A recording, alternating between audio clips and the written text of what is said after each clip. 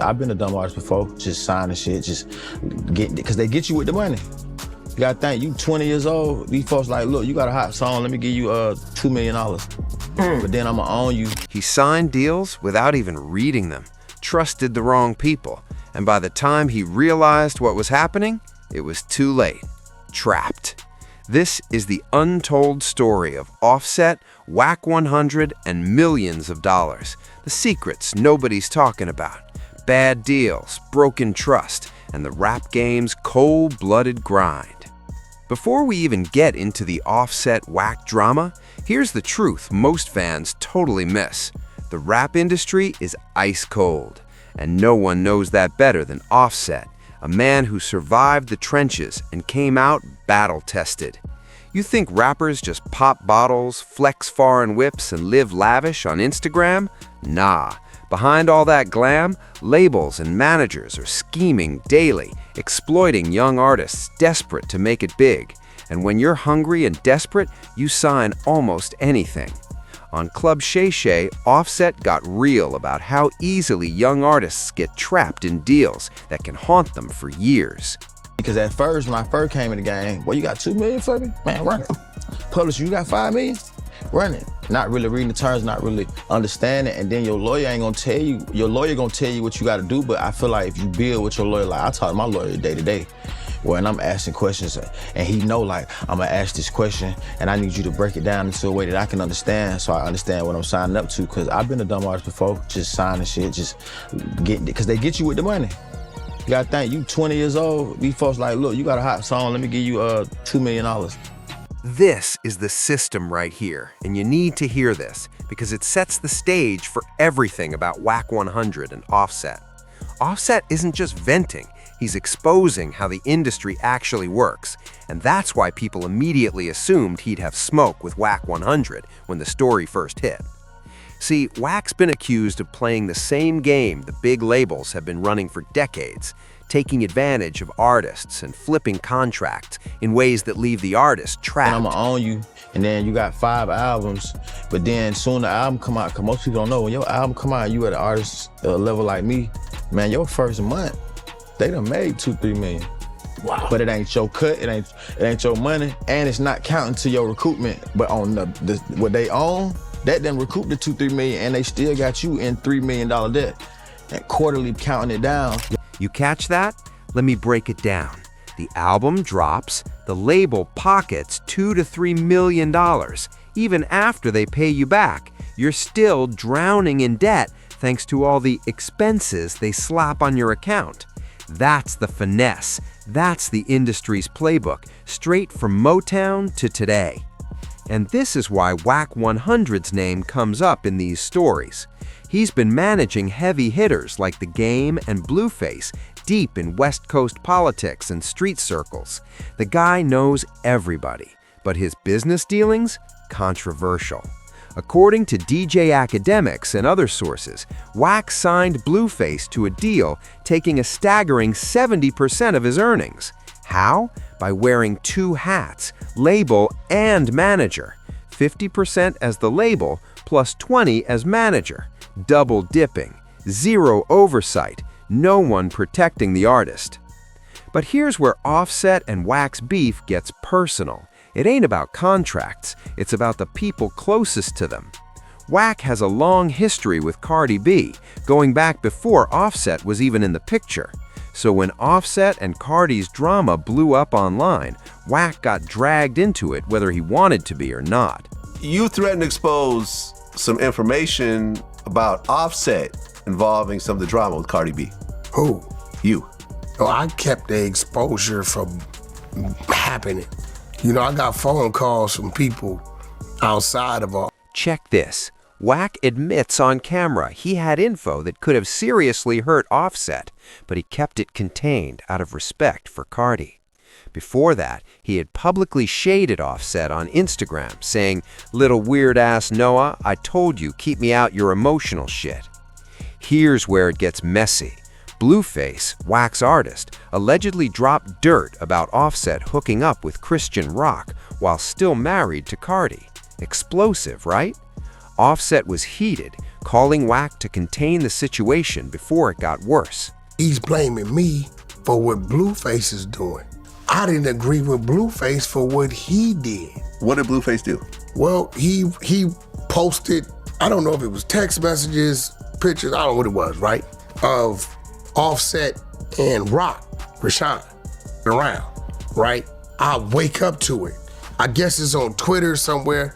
I don't be on Twitter, I don't know. My phone's going crazy, right? It's Offset. He's telling me, only thing I'm hearing is Blueface. I call Blueface, hey man, what the f is going on? Offset assumed Wack greenlit the exposure. Wack says he had no idea it was all Blueface acting solo. But Wack was ready to let Blueface spill everything until Cardi personally called. She said, "We separated. This ain't my business. Don't drag me in," and asked him to keep it peaceful. Wack complied. So the Cardi, Offset, Wack drama squashed thanks to Cardi. But the streets, they wanted the real story, the infamous dice game that allegedly sparked a full-on war. What is going on with 42 Doug and you? He clapped back. You said Offset ran his pockets in the studio. That's not what I said. What'd you say? I said, you tried to leave the dice game. Offset wasn't going for it. He went outside. He was walking away.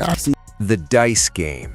Offset versus 42 Doug at QC Studios, 2019.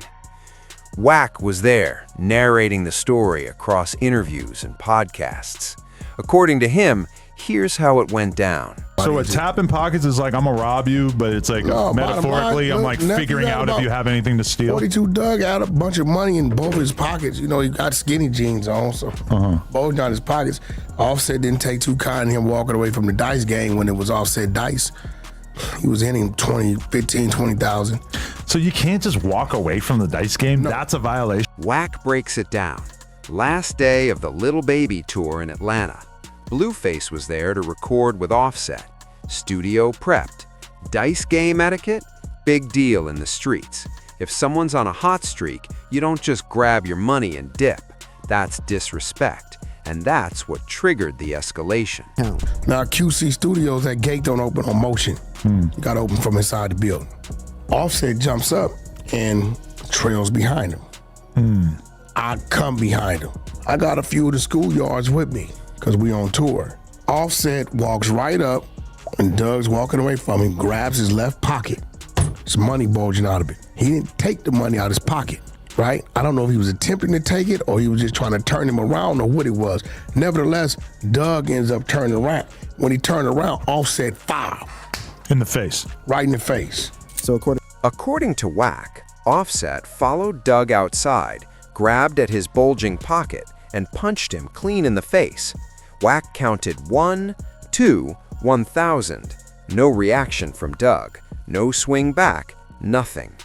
Then things got wild. When Doug denied everything on Instagram Live, Wack did something unexpected. So Offset says, nah, Unc is right. I gotta respect what he's saying. They go back in the building. I tell him, open the motherfucking, that's from Offset. See the date, scroll down. Wednesday. That's Doug doing his rant. What the fuck did Offset say to me? Why this N-word lying? Oh. See, one thing about Wack, I got the content. I recited everything that happened, right? He pulled up the DMs. Offset himself confirmed Wack's version, asking why Doug was lying, essentially co-signing Wack's story and contradicting Doug publicly. I can show you just prior to that, Offset cussing me out. For what? Cause of the Blueface shit. Cussing me the fuck out, going crazy on me. But no love lost, because when the Doug thing came up, he was... No, but it's gonna lead to this. What does he say? You my what? You my uncle, these texts is crazy. But 42 Doug wasn't having any of the story being pushed about him. He went live on Instagram and dropped a completely different version of that night, putting his reputation and even his mom's name on the line. And I was by myself with 100,000. They tried me, bro. Right or wrong, they tried me. They surrounded me, told me, I ain't giving a rich nigga. And we, My mama can and die we right catch now. niggas About at, mine. where me, you, and Squeeze catch niggas at, dog. Got it. My mama could die if I'm lying, bro. I didn't get them niggas a dime, bro. And they I was by myself, Gotti. Who you know doing that? Who you know leaving somewhere with 100,000 surrounded by 12 niggas and leave out that bitch with all his money, all his jewelry? 40. Yep, he put it on his mama. That's serious street code. You don't invoke your mother's life unless you're telling the full truth. Doug says he didn't give up a single dime, walked out with all his money and jewelry intact. Bold? Absolutely. But he didn't stop there. Doug hinted at serious retaliation that allegedly went down after the dice game.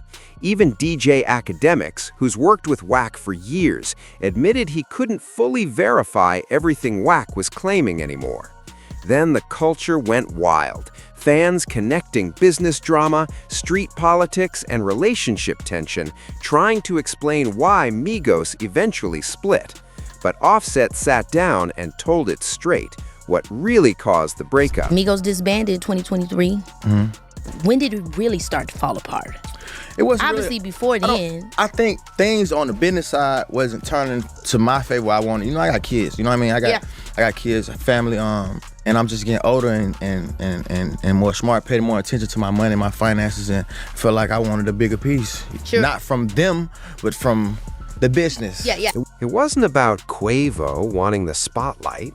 It wasn't about any female drama like the Sweetie rumors people tried to push.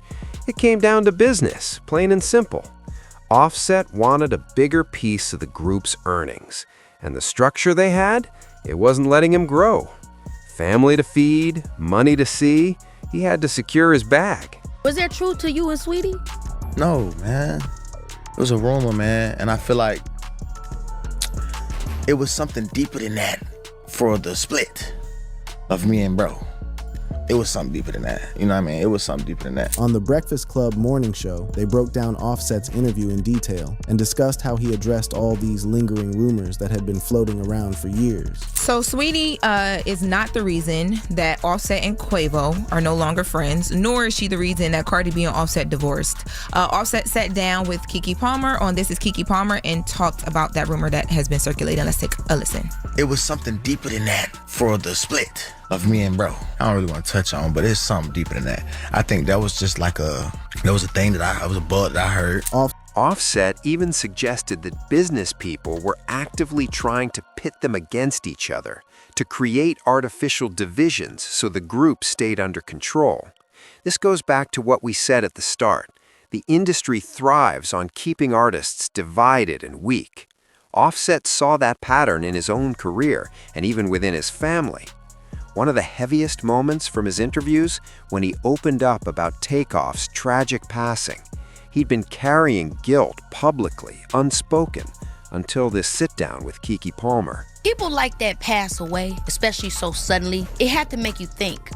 What did you think? You know what I'm saying? To be honest with you, I never really said this. Like, I felt like I had that, like, some responsibility was on me, because what if I didn't go solo? What if I just thugged it out with the business not being right? You know what I mean? Maybe we wouldn't even been right there or in that place, because I just know how we move when I'm around. Man, that hits hard. Offset basically says if he hadn't pursued his solo path, if he'd stayed to deal with the business issues, maybe Takeoff wouldn't have been in that situation. He knew how the group moved. He was the one who read the room, saying, "We need to get up out of here." That night, he wasn't there. Add the online speculation about his relationship with Takeoff, people making narratives out of nothing, and it only amplified the pain. Now, after walking through it all, the predatory deals, the Cardi and Blueface tension with Wack, the dice game, the Migos split, and Offset speaking his truth, it all comes together. When it comes to the dice game, Offset's DMs actually confirmed Wack's version against 42 Doug's claims. Offset wasn't beefing with Wack about that night. He co-signed his story. Hip-hop is declining. I don't believe so.